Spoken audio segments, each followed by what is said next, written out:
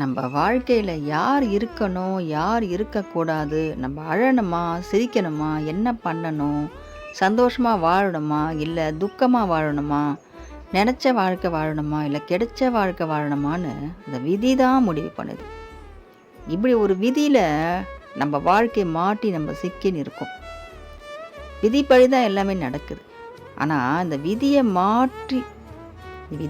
மாற்றி எழுதக்கூடிய கடவுள் தான் நம்ம முருகன். நிச்சயமாக நம்ம விதியை அவர் மாற்ற முடியும். நம்ம முருகனால் மாற்ற முடியும். நம்ம முருகனை பார்த்து ஒரு கேள்வி கேட்குறோம். முருகா, போன ஜென்மத்திலையோ எந்த ஜென்மத்திலையோ நான் என்ன பண்ணணும்? அந்த கர்மா என்னை துரத்துதுன்றதுனால தான் இன்றைக்கி நான் இவ்வளோ கஷ்டப்பட்டுட்ருக்கேன்.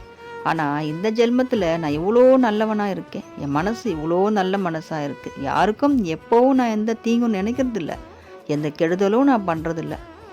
அப்படி இருந்தும் எனக்கு எதுக்கு இந்த மாதிரி ஒரு வாழ்க்கை?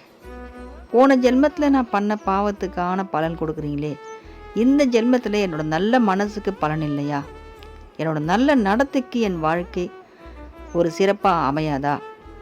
நான் இப்படியே தான் கஷ்டப்பட்டுட்ருக்கணுமா அப்படின்னு மனம் உருகி நம்ம முருகன்கிட்ட கேட்கும்போது நம்ம முருகன் நம்ம வாழ்க்கையை மாற்றுவார்.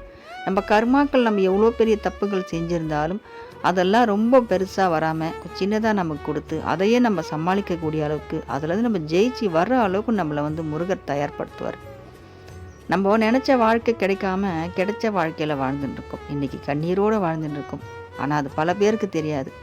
ரொம்ப வேதனையோடு வாழ்ந்துட்டுருப்போம். சின்ன சின்ன ஆசைகள் கூட நமக்கு நிறைவேறாமல் இருக்கும்.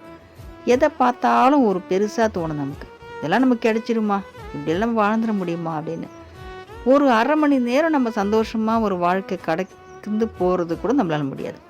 ஒரு அரை மணி நேரம் தான் நிம்மதியாக உட்காருவோமே இல்லை தூங்குவோமே இருந்தால் அந்த டைம் தான் யாரவனாவது வருவான், யாராவது ஒருத்தர் ஃபோன் பண்ணுவாங்க, நமக்கு தொல்லை கொடுக்கறதுக்குன்னே யாராவது வருவாங்க. இப்படி இருக்கே நம்ம வாழ்க்கை. இது மாறுமானா நிச்சயமாக மாறும். நம்ம இவ்வளோ கஷ்டப்பட்டுட்டோம் இல்லையா, இனிமேலும் நல்லா இருப்போம். வாழ்க்கையில் கடந்து போகிறது தான் வாழ்க்கைன்னு சொல்லுவாங்க. இதை கடந்து போகிறதுக்கு தான் நம்ம வந்திருக்கோம். இந்த வாழ்க்கையே கடக்கிறதுக்காக தான் வந்திருக்கோம். இதில் நிறைய முள்ளான பாதைகள், கல்லான பாதைகள், கை வலி, கால் வலி, இப்படி நம்ம கால்களெல்லாம் ரணமானது மட்டும் இல்லை, நம்ம மனசும் ரணமாக இருக்கும். இதுக்கெல்லாம் மருந்து இந்த காலம் போடும். அந்த காலத்தை போட வைப்பார் நம்ம முருகர். நிச்சயமாக போட வைப்பார். நம்ம முருகனை நம்பி வாழும்போது சிறப்பாக வாழ்வோம். ரொம்ப நம்ம மனசுக்கு பிடிச்ச மாதிரி வாழ்வோம். நம்ம மனம் குளிர்ந்து வாழ்வோம். நம்ம பிடிச்சவங்களோடு வாழ்வோம். நம்ம வாழ்க்கை ரொம்ப சிறப்பாகும். வெற்றிவேல் முருகனுக்கு அரோகரா.